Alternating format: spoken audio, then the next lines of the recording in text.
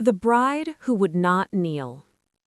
In the heart of Acholi land, where the land remembers every footstep and the wind carries the voices of ancestors, there lies a village called Awere. This is a story about marriage, not the kind written on paper, but the kind written into the soil. It is the story of a bride who refused to kneel, and of a village that was forced to remember why it ever asked her to. The sun rose slowly over Awere village, as though it hesitated. Smoke curled gently from cooking fires.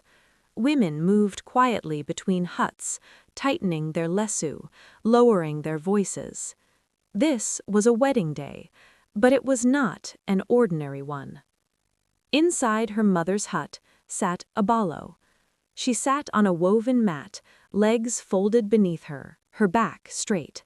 She wore an Ankara dress with red flowers and white patterns, its patterns stitched with the patience of generations. Beads rested against her collarbone, cool and heavy with meaning. Her face was calm, too calm. Auntie Acholi, concerned, asked, "Why are you not trembling, my daughter? A bride's knees should already be weak by now." Abalo smiled faintly. "My knees are strong, Auntie." Outside, ululations pierced the air, joyful, sharp, demanding attention. Children laughed.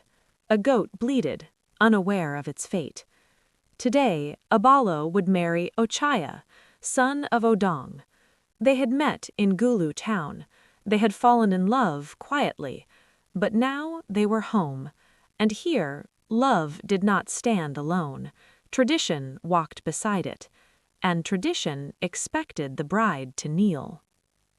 The courtyard filled quickly. Elders seated themselves beneath the great mango tree, forming a semicircle of authority. Men stood behind them, arms folded. Women clustered near the huts, whispering like restless birds. The drums waited, silent, watching. Ochaya sat near his father, dressed in a gray suit. When his eyes met Abalo's, he smiled.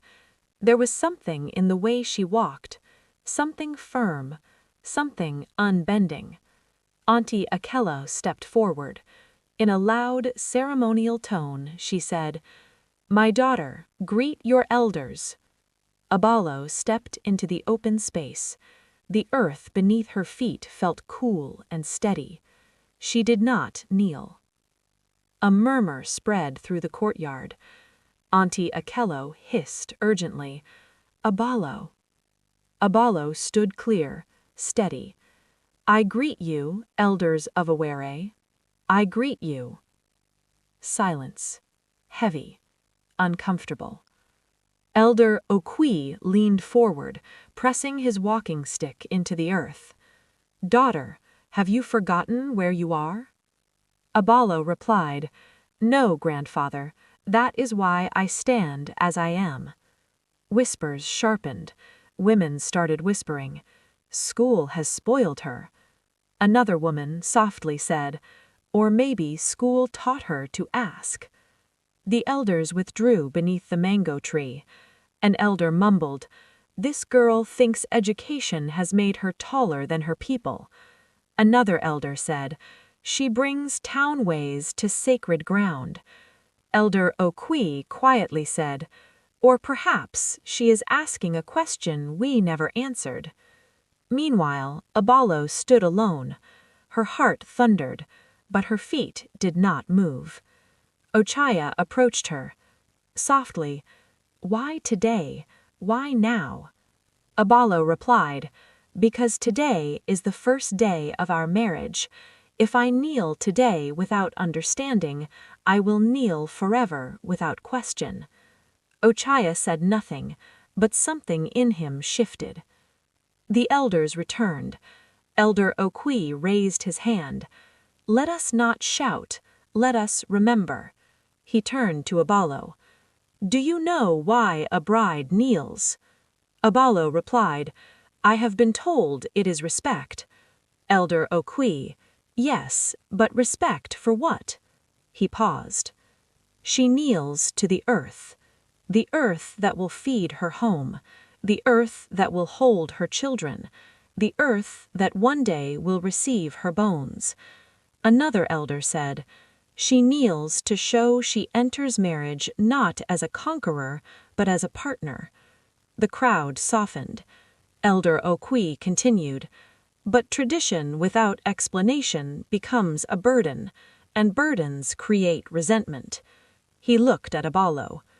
Now, tell us, child, why do you refuse? Abalo inhaled deeply. I refuse because I have seen women kneel today and crawl tomorrow. I have seen kneeling used as a chain, not a symbol. Murmurs arose. She continued, I honor our ways, but I refuse to enter marriage smaller than I am. I will kneel to meaning, not to fear. Tears glistened among the women. Ochaya felt pride rise in his chest. Elder Okwi turned to Ochaya.